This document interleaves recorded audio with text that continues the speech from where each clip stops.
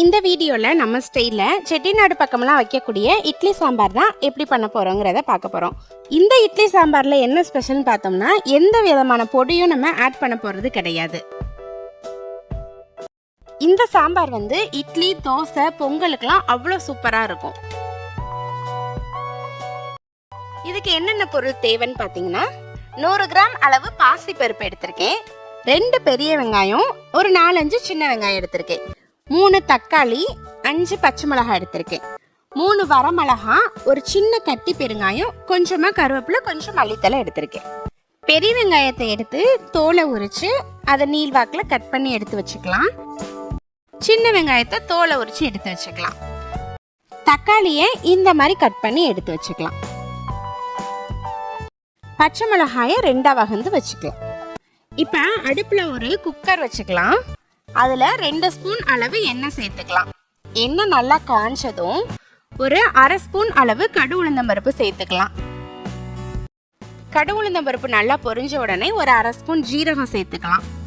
இது ரெண்டும் நல்லா பொரிஞ்ச உடனே நம்ம கட் பண்ணி வச்சிருக்க பெரிய வெங்காயத்தையும் சின்ன வெங்காயத்தையும் இதில் சேர்த்து ஒரு வதக்கி விட்டுக்கலாம். இப்போ பாருங்க, இந்த அளவுக்கு வதங்கி வந்த உடனே நம்ம கட் பண்ணி வச்சிருக்க பச்சை மிளகாய் இதில் சேர்த்துடலாம். நம்ம எடுத்து வச்சிருக்க வரமிளகாயை 2ஆ கிள்ளி இதில் சேர்த்து ஒரு வதக்கிக்கலாம்.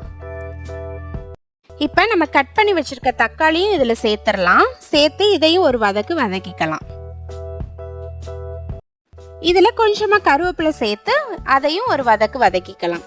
இப்போ இதில் கொஞ்சமாக மஞ்சத்தூள் சேர்த்து அதையும் ஒரு வதக்கிக்கலாம். தேவையான அளவு உப்பு சேர்த்துக்கலாம். நம்ம எடுத்து வச்சிருக்க கட்டி பெருங்காயத்தை இதில் சேர்த்து ஒரு வதக்கிக்கலாம். இப்போ நம்ம எடுத்து வச்சிருக்கோம்ல பாசி பருப்பு, அதையும் இதில் சேர்த்து நல்லா எல்லாத்தையும் கிண்டி விட்டுக்கலாம். இப்போ இதில் நம்ம ஒரு செம்பு அளவு தண்ணி ஊற்றிக்கலாம். இது எல்லாத்தையும் நல்லா கிண்டி விட்டு நம்ம குக்கரை மூடி வச்சிடலாம். ஒரு 5 விசில் விடுவோம். இப்போ பாருங்க, விசில்லாம் அடங்கி வந்துருச்சு. நம்ம ஓப்பன் பண்ண போகிறோம். இந்த மாதிரி இருக்கும். இதை கரண்டி வச்சு ஒரு நல்ல 2 கடைஞ்சு விடுங்க. இந்த இட்லி சாம்பார் கொஞ்சம் கொழகொழப்பு கொடுக்கறதுக்காக நம்ம இட்லி தோசைக்கு வச்சுருப்போம்ல மாவு, அதில் ஒரு குழிக்கரண்டி அளவு ஊற்றிக்கலாம். ஊற்றி நம்மளுக்கு இன்னும் ஒரு டம்ளர் அளவு தண்ணி ஊற்றி நல்லா கிண்டி விட்டு கொதிக்க விடுங்க. இது நல்லா கொதிச்சு இந்த மாதிரி வரும்போது நம்ம எடுத்து வச்சிருக்க மல்லித்தலையை அது மேலாக சேர்த்துக்கலாம். இப்போ பாருங்க, ரொம்பவும் டேஸ்டான நல்ல வாசமாக இருக்கக்கூடிய இட்லி சாம்பார் ரெடி ஆயிடுச்சு.